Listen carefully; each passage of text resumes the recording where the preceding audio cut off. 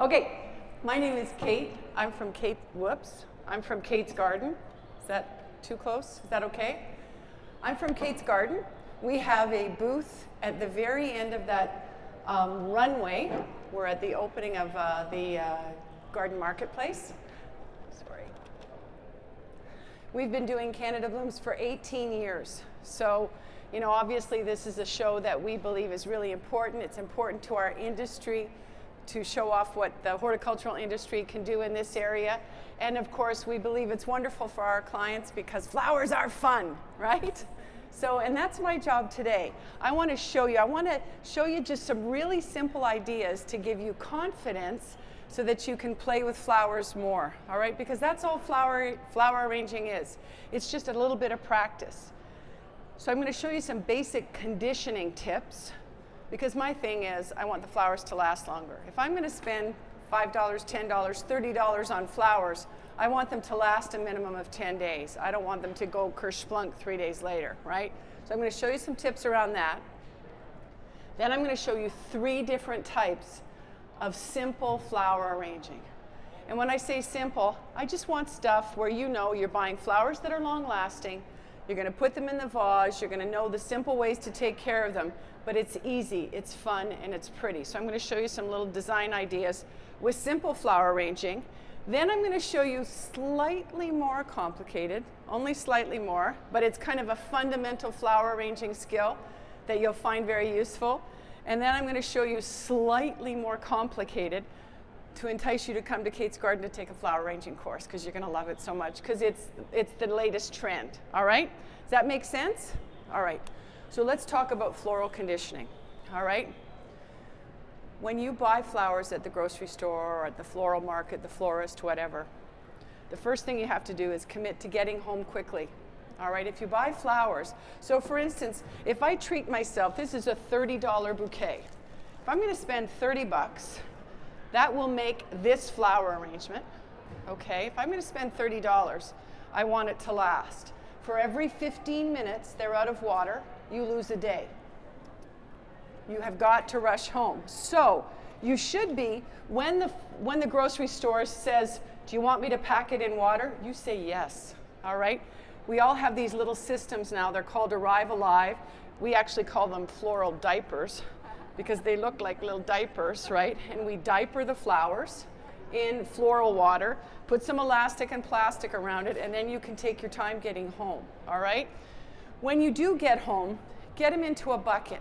Like have a bucket, just a schleppy old bucket at home, you know, normally where you would normally flower arrange, so that you can just get them into water and leave them alone for an hour. They actually like to have a little time to do what's called soldiering up. In other words, they're not being manipulated, they're just being allowed time to rehydrate, because that's what's really important. Get them into lukewarm water. Lukewarm water oxygenates the floral heads the most effectively, all right? Now you're going to use water and light to help you make your flowers progress or to slow down the process of their gradual, I don't want to say dying, decrease in longevity. Decrease in longevity. How about fancy? In any case, you want to slow down the process. So when flowers are on top of the fridge, on top of the television, on top of a hot fireplace, on top of a rad, in front of a sunny window, don't expect much life, all right? Keep them someplace cooler. You know, don't be afraid to put them in less light-filled rooms if they're opening too quickly. So for instance, if you buy the flowers on Thursday, you've got guests coming on Saturday, and they're opening too quickly. Like my roses here, they're opening too quickly in this constant light, right? So if I want to slow that process down, then I'm going to get them into an unlit room, cooler water. Never ever cold water. Roses will just say, not gonna. They don't like cold water. And no flowers like really hot water. So you're just working on a scale of sort of lukewarm, slightly warmer, slightly cooler. Does that make sense? And you're always, always, always going to use your floral food. Critical. It's basically just the chemical combination of bleach and sugar. all right? The bleach keeps the water clean. The sugar keeps the heads fed, all right? If you don't have this at home, this works the best, but if you don't have it at home, my mama would call it a titch, a little titch of bleach, a little titch of sugar, or aspirin and ginger ale, not the diet stuff. I always have to say that. It's got to have sugar, lemonade, Sprite, 7-Up, sugary pop, a little titch of that. It works almost as well, okay? So when you're out of floral food, use that. Now all the things I'm talking about, we actually have in our booth for sale, including the little packages of floral food. So stock up, okay? All right. First part of floral conditioning has to do with prepping the flowers. So floral conditioning basically is just a couple of steps. First of all, you're going to defoliate. You're going to get rid of any foliage that will sit below the water line of your design. So if I know I'm doing a design like that, aren't I genius? Isn't this, what talent, eh? Anyway, if I'm going to defoliate deeply, right? But if I'm going to do something like this, right? I'm going to defoliate only halfway. I'm going to keep some of the foliage. I actually think of foliage as a necessary evil. In other words, I love foliage. It makes the flowers look fantastic, but it sucks away the nutrients from the thing I really want to see. So I try and get rid of as much foliage as I can. So I defoliate, and then I do a deeply slanted cut. I take off at least an inch. I'm hoping you can see, deeply slanted cut on every single flower. And that's because you want to expose more stem so more water can be drunk, all right? Does that make sense? So you're gonna defoliate, cut the stem, and you're gonna do a little quality check just to make certain that it's looking okay. I'm pretending that I can see. I don't have my glasses on, so you guys tell me it looks pretty good, right? Okay, so, all right, so floral conditioning is as basic as that. Defoliate, slanted cut, lukewarm water, floral food. Then you're ready to start. I'm going to answer all questions at the end, okay? So first of all, I want to just give, before I start showing you the single note flower arranging, spiraling, and Dutch master, these are the 3 types of flower arranging I'm showing you. Single note, spiraling, Dutch master. I'm going to come back to that in just a second. I want to give you a couple pieces of advice on proportion, because we become exponentially better flower arrangers if we just use a ruler, right? Flower arranging is a little bit of creativity and a tiny bit of math. As soon as I say math, everyone goes, oh, come on. This was supposed to be fun, right? It is fun if you remember 4 fractions. So if I bring this flower arrangement home and I set it into a vase that's too big, basically. Here, let me just use this picture for illustration. Here, you know what? I'll use this one here because this gives you a good sense of proportion. This is a great vase. It's called the hobnail vase. It's a classic traditional vase. And I love them because afterwards you can use it as a lantern, right? So if I take it the way the florist arranged it, bring it home and just go,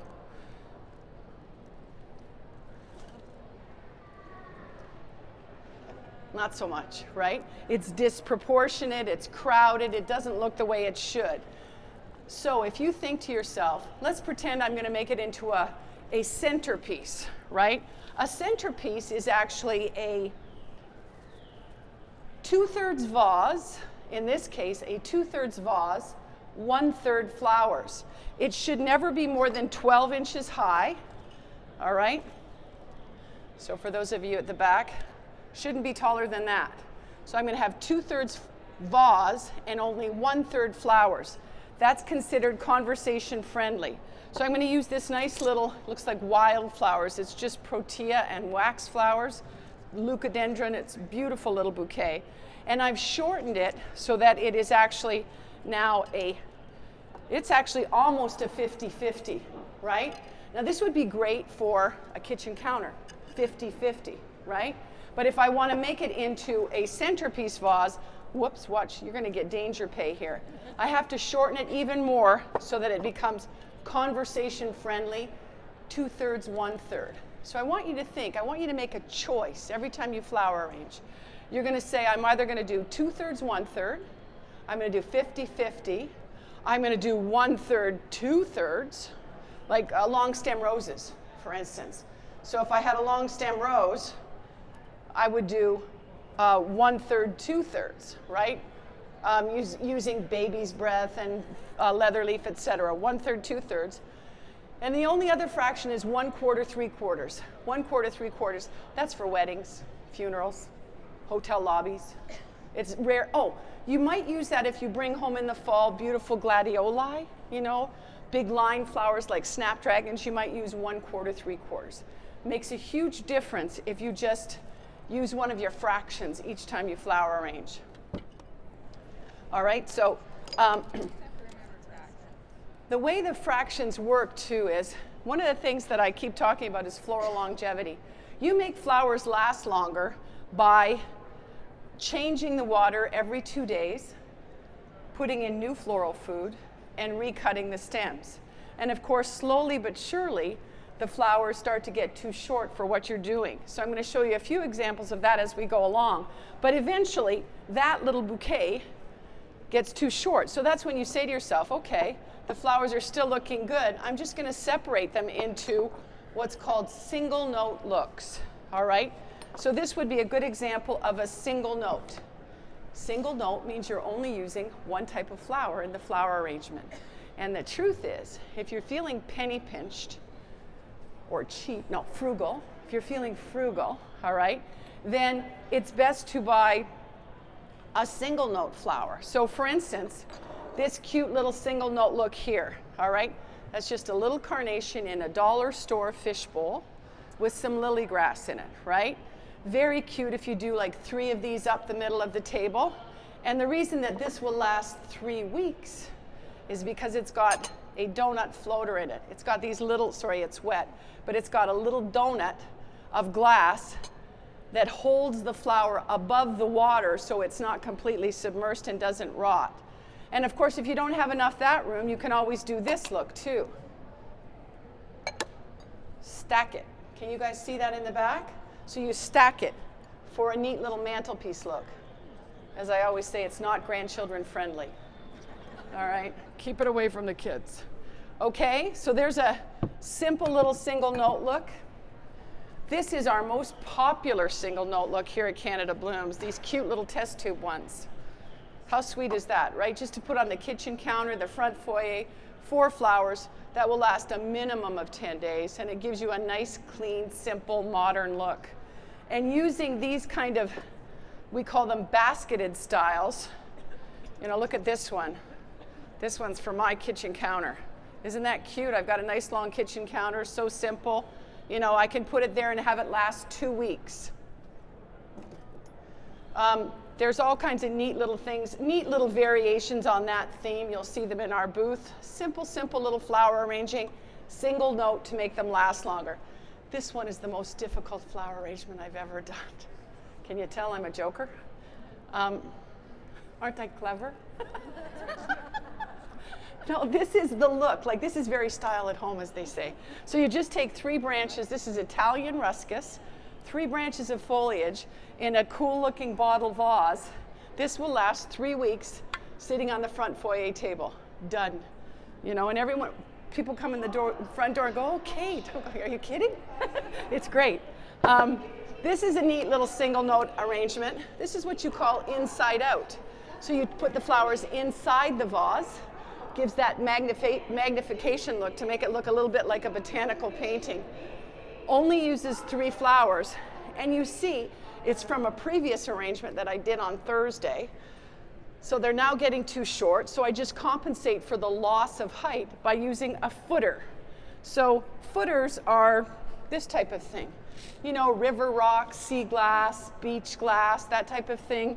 I use kids' marbles, whatever. Anything that will compensate for the loss of height. Vases don't always have to be for the table either. Take a look at that cute little thing there to hang on the wall, a little half mason jar. Here's a terrific single note look that is very simple. So this is actually one of my very favorite vases. It's getting a little mucked up with all my handwork over these last few days, but it's a nice flat, tall vase that I can get away with. Like, I don't have enough money all the time to be able to fill a vase that full, so I'll just wrap a little lily grass around some berries, send it off at a tilt, and all of a sudden it looks a little more artistic, all right? And I want to show you one more dramatic single note look. This is using, again, the inside out look. And I've taken those same hypericum berries, put them upside down. I put a candle so that they don't float up in the top, just to give it a more romantic. This is a dinner party look, 3 days. Only lasts 3 days when the flowers are completely submersed. But if you use one of these submersible water lights, that doesn't work now. All right, we've got these submersible water lights that you just wind around. And here's the ones that are Christmassy. But in any case, they're completely submersible and give you a really dramatic look. All right, single note. Single note is simple, single note is easy. It's a good way to cut your chops when you're trying to get more confident about flower arranging. Okay, so now I'm going to show you the second basic skill of flower arranging, and that's called gridding. All right, you guys have all seen this. It's on the front of every magazine, right? This is how you do your Easter flowers, right? It's personally my least favorite way of flower arranging, because it doesn't allow you to change the water very quickly. Like, for me to change the water on this, I did this one last Thursday. I have to take it to the sink, pour the water in, let all the water come back out. I can't recut the stems. This to me is a wedding look. It's for a fundraiser, a shower, a party like that. But still, it's very useful to illustrate that you can take a bunch of flowers this size and do something like that with it by using a simple gridding method. So taping is called gridding. This is a form of gridding. These are great little vases because they've got the grid built on the top. I like to leave this one out even when it's empty, just because it's pretty, right? You can use pinning, frogging as well. So you can use pin frogs, you can use stone, you can use oasis foam. Those are all frogging methods, all right? But this one here, this is actually called a Dutch master. So there's been a real sea change in flower arranging the last couple of years. So that classic dome look that you're used to seeing, that's never going to go away. That's been around since the 1500s. That's the beginning of tussie-mussies, posies, nosegays, Biedermeier, French hand-tied arrangements. They're all based on the same principle of learning how to organize a range of flower arrangement in your hand. And that classic dome is just classic and beautiful. So it's a skill that it's easy to develop. But over the course of the last 2 years, there's been this really neat kind of change that is happening in flower arranging. Watch, if you go to any weddings this summer, you're going to see this look. It's lower, it's wider, it's more forage looking, it's got way more foliage in it, all right? This one you can see, it's actually based on the principle of the lazy L. So we do a lazy L shape, put in all the greens, and then just dot the flowers in kind of a random way. You don't have to follow any rules. You just do what pleases you because it's just meant to look like an old Dutch master painting. All right? So keep an eye out. You're gonna notice this look more and more. I want to go back though to the basic technique of spiraling, because spiraling is what you use to make wedding bouquets, dome centerpieces, little nosegays, posies, etc. And in order to be able to spiral, all you have to do is relax. You have to breathe, because you have to be kind of loose and comfortable as you do this. If you hold the flowers too tight, they'll break. So all you do is work from your weakest hand to your strongest hand. So I'm right-handed.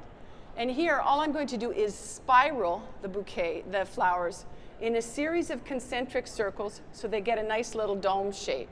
So I just go one in the middle. This is a mass or focal flower, meaning that it has one stem, one head. And notice how I just hold my hand loosely below the floral heads, and I spiral the flowers in. See what's happening there? Looks harder than it is. It's actually really easy to do. See what's happening? I'm just spiraling until I get, see how easy that is? I can do that with roses. Now I'm going to just get it cut down to the right proportion because I want this to be, I've lost my ruler. Anyway, I'll do it so that it's 2/3, 1/3 basically. Here's my little trick. Watch my index finger, hold it up to the top of the vase, bring it down to the edge of the table, and then cut all the stems with that nice slanted cut so they drink more water. And it will spiral if my luck is holding. Oh, still a little too tall. I got to go a little bit lower. I didn't compensate for the lip inside the vase. Also remember that the shorter the flowers, the longer they last. I am not a fan of long stem roses at all because they do that. Have you ever had that happen? Next time that happens, take the rose, put it completely, like in the bathtub or a big laundry room sink, submerge it totally for 20 minutes, and the head pops right back up. It's just an airlock. It's an airlock right at the junction of the stem and the flower, all right? So that will spiral right into nice position. I can do that with all kinds of different flowers. Now I'm going to show you how to do it with a mixed bouquet, all right? So that $30 worth of flowers that I just showed you, I'm going to get all this stuff off so that you can see better. And I'm going to separate my flowers in my bouquet real quick like. So I'm going to put everything like with like. So I'm putting the filler flowers together. So filler flowers mean multiple heads, multiple stems. These are spray roses. I'm going to put the fuzzy dianthus, aren't those cute? Fuzzy dianthus together. These are all very long-lasting flowers. I'm going to put the wax flower together. That's a great filler flower, multiple heads, multiple stems. I've got my roses. It looks like I've got about 5 roses in this bouquet, so I'm going to have a nice showy bouquet. I won't need that many. And I've got some hypericum berries. Beautiful little berries to give that nice sort of forage look. So I've got everything I need to get started, including the 2 different types of typical foliage that you get in most grocery store bouquets. You're going to get some leather leaf, which is very long lasting, always will be one of my favorite florist greens. And these are salal tips. Fantastic. These will last for weeks. All right? And again, I've got that Italian ruscus if I want to give my vase a little bit of flair. Oh, and I've got a little spider mum in here too, just for the center. So the spider mum normally comes netted. You just have to take it off very gently, like that. All right, so now I'm going to do that same technique of spiraling, doing a mixed bouquet, all right? So central flower will be my spider mum, and I'm going to encircle it with some salal, just to give a nice foliage collar in the middle. And each time I do this, I'm going to, you see I can't help myself. If the leaves are going to go below the hand line, they're gone, right? I'll strip them as I go, because I know any foliage below the water line exactly, will rot. So I've got my central flower, which I'm then going to encircle with 3 of these nice big fat roses. These are from Ecuador.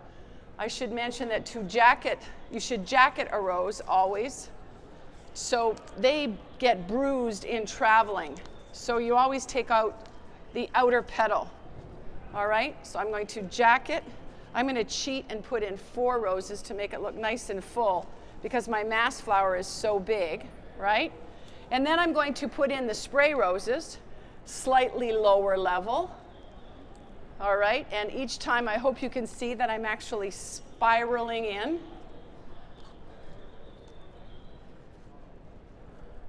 Right, I'm going to use a wax flower because I cheated with the rose to give me that pop of pink over on that side. And then I'm going to I don't even think I need to do this, but I'm going to put in some of those hypericum berries because I want to fill my little choke vase. I'll show you what I mean by that. All right, see how easy that is? And then I'm going to collar. I'm going to take the leather leaf and I'm going to give a nice little collar so that it's got a foliage collar. To me, that's like the backdrop, the foil, so to speak. Simple, right? Now if I want to get really dramatic and fancy, I'll add these couple of pieces of ruscus off to the edge as well. See how simple that was?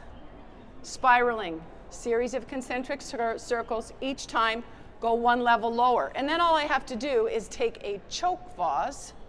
Now this is a choke vase. That means fatter bottom, narrower top. This is because I'm frugal, right? Not cheap, frugal, all right? And that means, see, if I have to fill this, it takes a lot more flowers, right? If I fill this, I'll still get that nice look, but I won't have to spend as much money doing it. So I'm going to use that same approach. Oh, I didn't even use my fuzzy dianthus in there. And all I have to do is, same thing, index finger, bring it down to the table, do my first cut, and cut them all off at the same length using the slanted cut. Some of these are tougher than others because they're woody. Woody stems, like roses, for instance. You need the right pair of scissors. You'll notice when I'm working, I never, ever, ever allow scissors, regular jive-old scissors, to touch flowers because they're dirty, filthy, ugly, piggy, awful. No, because they're filled with bacteria. You know, my husband uses them to cut the chicken. Come on. So I reserve my flower arranging shears just for flower arranging, or use a really sharp paring knife, whatever you feel comfortable with, but keep it clean. That's the real thing to floral longevity. Bleach and sugar, right? Bleach to keep everything clean, and sugar to keep the heads fed. Vase cleanliness. We clean our vases up at Kate's Garden in our store with Polydent. It's the best. We've tried everything, the commercial stuff, the rice, the vinegar, whatever. Denture cleanser, the cheap Life brand stuff. The frugal Life brand stuff works better. I got to stop doing that. Okay, so here then, all I have to do is jostle them into my simple. Now, that doesn't deserve applause until you see this. All right, here's the real thing. 2 days later, I don't want to have to redo all that work again. So all I do is take it out. Because it's done in the hand-tied method, I take it out just as you saw. I recut the stems a little bit shorter.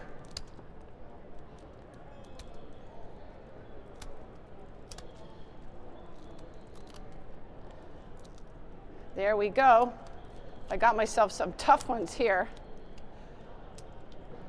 Those roses are really woody. I cut my stems, put in lukewarm water again, new floral food, and compensate for the loss of height with a footer, with, as I said, kids' marbles, sea glass, river rocks, whatever. And there you go. All right, simple. That's spiraling, thank you. Now that deserves a round of applause, only because it's easy. If I can do it, you can do it, absolutely. So I'm hoping that's given you some tips and advice on how to make the flowers last longer. Condition first, lukewarm water, slanted cut, floral food, defoliate. Do your arrangement, whether it's single note, spiraling, or Dutch master, and every 2 days, recut the stems, change the water, put in new floral food, and they will last that 10 days to 2 weeks that you're hoping for. Anyway, I hope that's been helpful, and that you'll come down and see us at the Kate's Garden booth. All right, thank you very much.